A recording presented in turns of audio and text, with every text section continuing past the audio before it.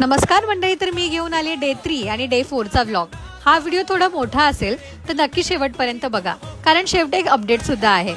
Day 3ला काही जास्त shoot करता आलं नाही आणि फिरता सुद्धा आलं नाही, कारण आम्ही नॉर्थ टू साऊथ मध्ये गेलो. सो कॅब अरेंजमेंट्स आणि ट्रॅव्हलिंगमध्येच पूर्ण दिवस गेला.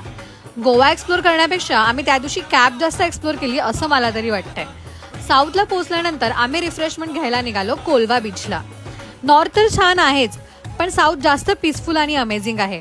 आमची ही फर्स्ट ट्रिप होती, म्हणून आम्हाला काही आयडिया नव्हती केव्हा काय आणि कसं करायचं. दुसऱ्या दिवशी आम्ही निघालो इंग्लिश ब्रेकफास्ट करण्यासाठी. हा आमच्या आयुष्यातला फर्स्ट एक्सपिरियन्स होता, पण आपल्या चहा चपातीपेक्षा ह्या जगात कुठलाच सुंदर नाश्ता नसू शकतो ह्याची आम्हाला जाणीव झाली. दिवसभरात काय करायचं ह्याचं आमचं काही प्लॅनिंग नव्हतं. सहजच नियरबाय लोकेशन सर्च करून आम्ही थेट पोचलो स्वर्गात म्हणजेच काबो दे रामा बीचला. इकडचं वातावरण स्वर्गात आल्यासारखंच आहे.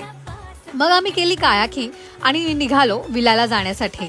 दुसऱ्या दिवशी घरी जाण्यासाठी निघायचंय याचं मनात ओझं होतंच, पण तुम्ही जास्त विचार करू नका.